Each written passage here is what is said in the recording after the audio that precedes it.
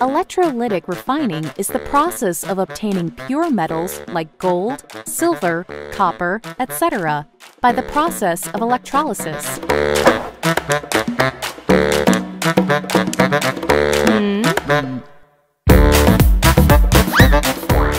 Electrolytic refining of copper. Take an electrolyte of acidified copper sulfate solution. Take the anode as a thick rod of impure copper and the cathode as a thin rod of pure copper.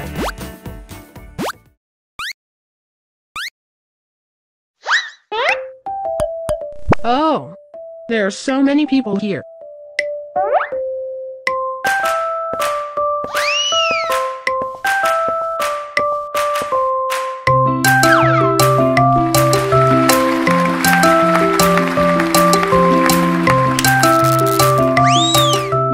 Hey. Give me my jacket.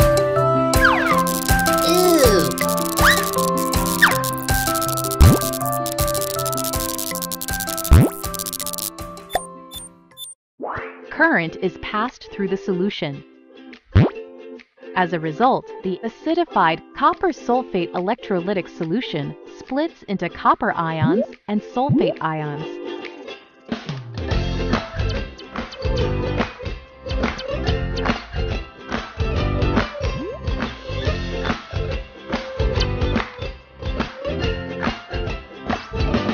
The copper ions from the electrolyte get attracted towards the cathode.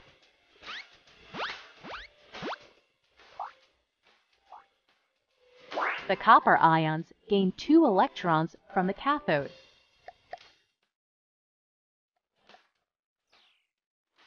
And deposit as pure copper atoms on the thin copper rod. At the same time, copper atoms from the anode lose 2 electrons, get converted into copper ions,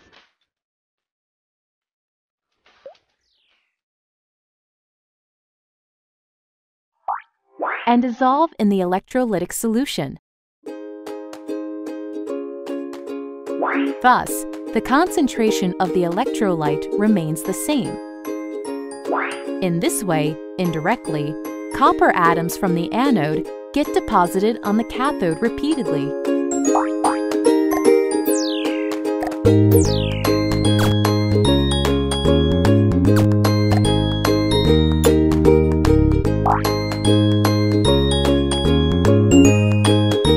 Hence, eventually, size of the anode decreases and size of the cathode increases.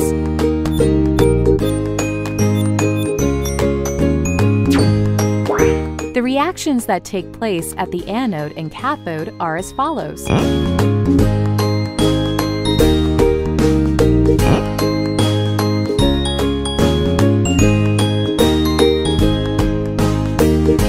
In this way, all the pure copper from the anode deposits on the cathode.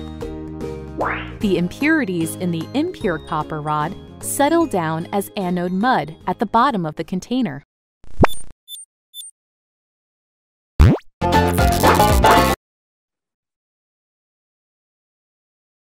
আপনাদের আমরা last যে শীটটা শুরু করব এই শীটটার ভিতরে মূলত তোমার 3টা চ্যাপ্টার তোমার এক হচ্ছে চ্যাপ্টার 5 চ্যাপ্টার 8 আর চ্যাপ্টার 9 3টা চ্যাপ্টারের কন্টেন্ট অনেকটাই কাছাকাছি হয় এই 3টা চ্যাপ্টারের মূলত একটা শীটের মাঝে করা হয়েছে এর মাঝে তোমার চ্যাপ্টার 5 এর হেডিংটা দেখো বায়ো ট্রিটমেন্ট অফ মেটাল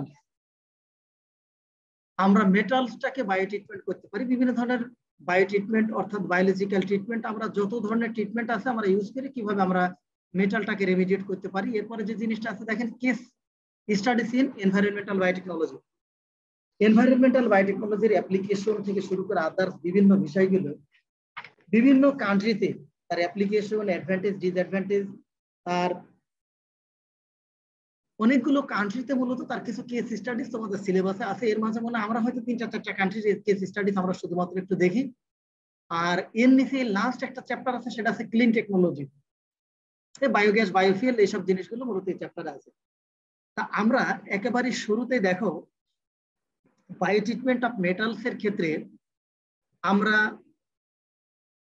আমাদের ফার্স্ট হেডিং যেটা আছে সেটা হচ্ছে তো তোমার মাইক্রোবিয়াল ট্রান্সফরমেশন। মাইক্রোবিয়াল ট্রান্সফরমেশনের আরেক নাম আছে বায়ো ট্রান্সফরমেশন। অলরেডি এটার সম্পর্কে আমরা চ্যাপ্টার 1 এর ভিতরে একটু দেখছি যে বায়ো ট্রান্সফরমেশনটা কি, বায়ো ট্রান্সফরমেশনের বিভিন্ন রিঅ্যাকশন গুলো। তো বায়ো ট্রান্সফরমেশনের আমরা চ্যাপ্টার 1 এর ভিতরে মূলত একেবারে বেসিক স্টেপ 4টা আমরা শুধুমাত্র ওই জায়গায় দেখছি, অক্সিডেশন, রিডাকশন, হাইড্রোলাইসিস। এই তিনটা স্টেপে আমরা মূলত দেখছিলাম এবং বেসিক্যালি এই তিনটা চ্যাপ্টারই মূলত তোমার স্পেসিফিক্যালি যদি যায় আমরা জেনোবায়োটিক্স, একটা স্পেসিফিক জেনোবায়োটিক্সে সাধারণত বায়ো ট্রান্সফরমেশনের ক্ষেত্রে সাধারণত এই তিনটা স্টেপ অনেক সময় ইনভলভ হলেও বরং আছে ট্রিটমেন্ট হওয়া সম্ভব। যার কারণে আমরা চ্যাপ্টার 1 এর ভিতরে অনলি 3টা চ্যাপ্টারের নাম জানি আমরা, যে মাইক্রোবিয়াল ট্রান্সফরমেশন বা বায়ো ট্রান্সফরমেশনটা সাধারণত কয়টা স্টেপের মাধ্যমে হয়। এখন এই জায়গায় দেখো যে টোটালি আমার জেনোবায়োটিক্স সহ অন্যান্য অর্গানিক, ইনঅর্গানিক, মেটাল বলো এবং মানে তোমার অন্যান্য হাইড্রোকার্বন থেকে শুরু করে অন্যান্য যত ধরনের পলিউট্যান্টস গুলো আছে, এই পলিউট্যান্টস গুলো বায়ো ট্রান্সফরমেশনের জন্য আমরা টোটালি মূলত আমার স্টেপ 8টা স্টেপ সাধারণত ইনভলভ থাকে। অক্সিডেশন, রিডাকশন আছে, হাইড্রোলাইসিস আছে, condensation, isomerisation, formation of new carbon bond, synthesis of chiral compound and reversal of hydrolytic reaction. এই যে টোটালি 8টা স্টেপ, শুধু মানে 8 ধরনের রিঅ্যাকশন সাধারণত আমার কি থাকে এই বায়ো ট্রান্সফরমেশনের ক্ষেত্রে সাধারণত ইনভলভ থাকে। তোমরা কি স্ক্রিন শেয়ারটা দেখতে পাচ্ছ? স্ক্রিন শেয়ারটা ঠিক আছে। এখন এই জায়গাটায় তোমরা জাস্ট অনেক সময় পরীক্ষায় প্রশ্ন থাকে, একটু খেয়াল করবা যে অনেক সময় হয়তো দেয়া থাকে ডিফাইন মাইক্রোবিয়াল ট্রান্সফরমেশন বা বায়ো ট্রান্সফরমেশন, তারপরে হয়তো দেয়া থাকলো যে write down the different types of bio transformation reaction. ঠিক আছে, এই জায়গাটায় জাস্ট বিভিন্ন রিঅ্যাকশন গুলোর নাম যদি প্রশ্ন আকারে থাকে তোমরা জাস্ট এই নামগুলো একটু লিখে দিও। এরপরে কয়েকটা টার্মের জায়গায় পরপর আছে, সেটা হচ্ছে বায়ো বেনিফিকেশন, তারপরে আছে কি বায়ো অ্যাকুমুলেশন, দুটো টার্ম আছে। এখন বায়ো বেনিফিকেশন বলতে সাধারণত আমরা কি বুঝি? একটা জিনিস দেখেন, in this mining industry বলা আছে in the mining industry benefication or biobenefication in extractive metallurgy is any process that improves the economic value of the ores by removing the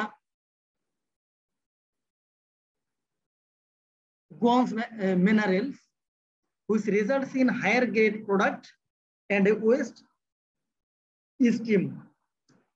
আমরা বিভিন্ন ধরনের যেসব মেটালস ওর গুলো অর্থাৎ যেসব খনি থেকে আমরা বিভিন্ন ধরনের আকরিক গুলো সাধারণত যেগুলো আমরা তোমার উত্তোলন করে থাকি, বাংলায় বলবো যেটা, এটাকে অনেক সময় বিভিন্ন গ্রেডে যদি আমরা আপগ্রেড করে যত গঠন আছে কি করতে পারি, এটাকে ইমপ্রুভ করতে পারি, তাহলে যে টেকনিকের মাধ্যমে আমরা বায়োলজিক্যাল যদি কোনো টেকনিক ইউজ করি সেটাকে আমরা বলছি বায়ো বেনিফিকেশন। যেমন আপনারা জানেন গোল্ড, যখন সোনাটা মূলত তোমার খনি থেকে উত্তোলন করা হয়, এ জায়গায় সোনার সাথে তোমার কপার, জিঙ্ক, আদার্স, এ জায়গায় তোমার এক হচ্ছে যে আয়রন থেকে শুরু করে আর্সেনিক আর অন্যান্য কিছু, তোমার এক হচ্ছে যে পোস্ট ম্যাটেরিয়াল গুলো, আরো কিছু অন্যান্য এক কথায় হচ্ছে যে হিসাবে মানে আনওয়ান্টেড মেটালস গুলো, আনওয়ান্টেড এলিমেন্টস গুলো অনেক সময় কি থাকে স্পেসিফিক আপনার গোল্ডের সাথে অনেক সময় সাধারণত কি থাকে আপনার এক হচ্ছে ইম্পিউরিটিস হিসেবে থাকে।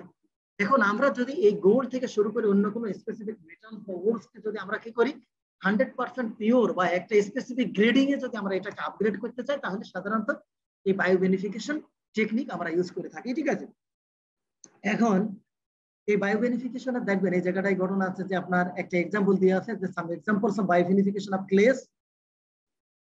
তোমার